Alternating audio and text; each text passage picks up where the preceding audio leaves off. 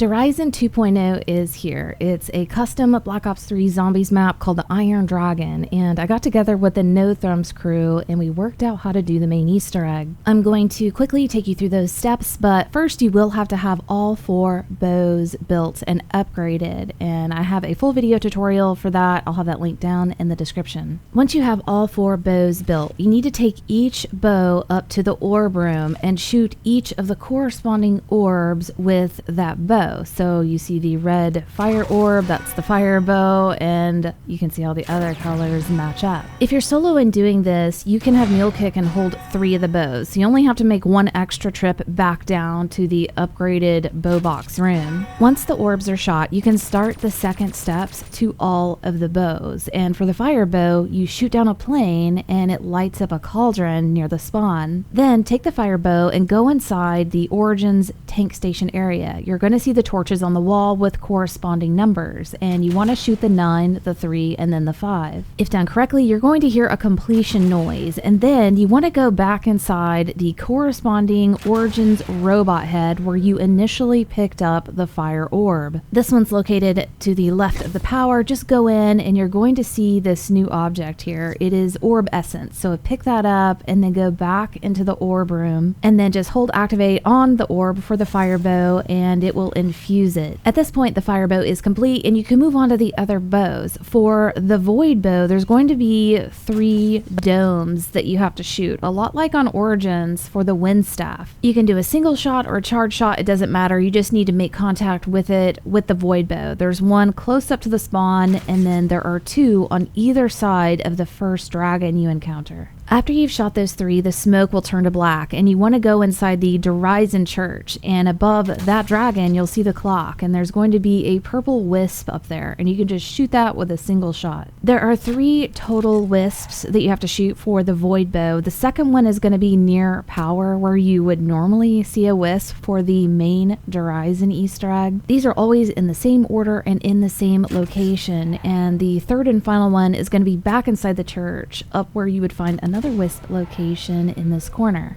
If you do it right, you'll hear the completion noise, and then you need to go back into the corresponding robot head. This one is down in the upgraded bow box room. Just grab that orb essence, go back up to the orb room, infuse that void bow orb, and then you can move on to one of the other bow's second steps. This is going to be the storm bow, and there are 3 electrical panels that you have to interact with, and you have to turn the dials to a certain position to light them up and electrify them. The way I have these memorized is to do word association. So the one below the dragon head is pointing up towards the dragon. This one is pointing away from the 3. Then the one upstairs in the church is pointing down, meaning you got to go back downstairs to finish this bow step. That's what works best for me. You guys can do, whatever you need to do to memorize this, but once you have them in the right positions, you'll see that they'll all start sparking. Now you want to go up to the roof and shoot the bonfires with the storm bow to electrify the fire.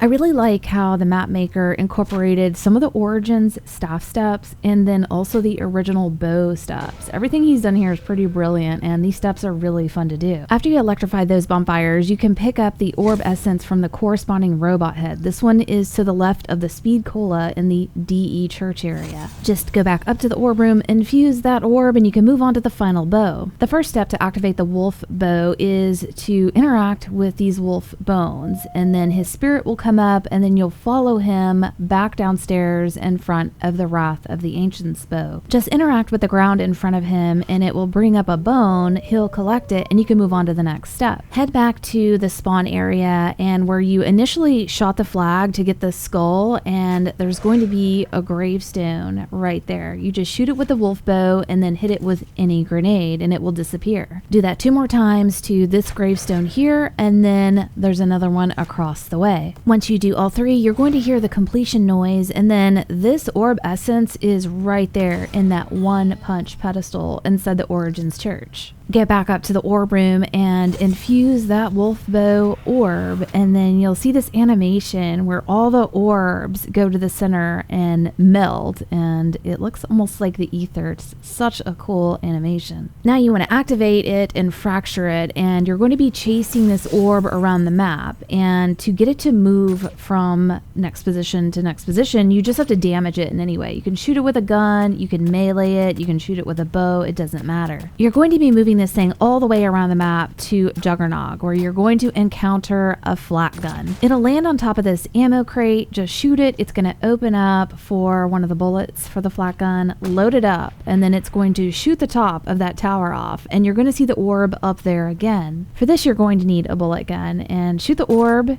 and once you do, you'll see it go across the sky, and it's going to go back to the orb room. Get back up to the orb room and interact with it. You're going to destroy it, and it's going to produce the Vril. You want to pick up the Vril and head down into the upgraded bow box room. This is the actual boss fight area. This is going to spawn in the spirit of a Keeper Archon Navigator. You're going to follow this thing around the map just like you did on DE, and you're going to fill souls in 4 different locations. Normally on DE, you need specific bows for specific spots, but for this one you can use anything. You can use a bullet gun, you can use any of the bows, it doesn't matter. And shout out to Maniac Killer from No Thumbs Crew for recognizing this. He went in and he was like, oh wait, you don't need any kind of specific bow, and also there's no circles that you need to stand in, but you do need to make sure those zombies are pretty close to that keeper. There's a location near the first bow box, the Origins Church, double tap, and then finally where the keeper normally goes on Horizon, right here in this hallway near power. And the keeper always goes to the same 4 locations in the same order every time, and once you have filled up all the souls, it will resurrect the keeper, and he's going to go back down into the boss fight area. This is where you activate the boss fight, and you need Ragnaroks to start it up. To get the Ragnaroks, you need to go into the room next to the orb room. There's going to be a closed gate here that needs a 3-digit code to open. And shout out to Maniac Killer for brute forcing this. He was able to figure out that it is DG-4, and all you have to do is trigger the first one 2 times, the second one 1 time, and the third one 3 times, and that will spell DG-4 and open the gate. There will be 3 rooms inside here where you collect each of the parts, and then you can go into either the church to build it on Horizon or the Origins Church, and there's also a buildable table down in the boss fight. We like to build the Ragnaroks in the DE Church and then save the buildable table in the boss fight for the shield. Once you have the Ragnaroks and they are charged, you want to place them down on top of this plate, and it will trigger the boss fight to start. What's going to happen is it's going to produce 4 other keepers, and they're going to be behind orbs as well, and each of them have a different color on their chest that is related to one of the bows. That plate on the ground is going to electrify again, letting you know you're ready to place Ragnaroks again. It's going to drop those orbs or shields, and you're going to be able to shoot each of the keepers with the corresponding bow. Those 4 keepers are going to disappear, and then he's going to be shielded again in the center. You want to place Ragnaroks again, it's going to lower his shield, and then you need to start shooting him. This is a lot like the Shadow Man boss fight from SOE. You're going to be shooting him multiple times, he's going to be teleporting around, and eventually will be teleported in the center where you can go up and hit this red button. If you do it in time, this laser will come out and you'll destroy him, and the boss fight will be over. If you don't do it in time, he's going to become shielded again, and you'll have to put down more Ragnaroks and start over. Once it's over, you can open up this passageway and activate a buyable ending, and to open up the portal to be able to buy it, you need to go get the gramophone from inside the DE Church area. The buyable ending is 75,000, and if you're in a co-op game, it's not a situation where people can contribute points. You have to have one player that has 75,000. And there is a very cool way to quickly collect 10,000 points after you finish the boss fight. If you go back outside, you're going to see a dragon now circling the castle. This thing doesn't spawn in until you finish the boss fight, and if you shoot it down, then you get 10,000 points. And it's pretty weak. It doesn't take a whole lot. Any kind of pack-a-punch weapon will shoot it down pretty fast. But I hope you guys enjoyed this, and we'll see you next video.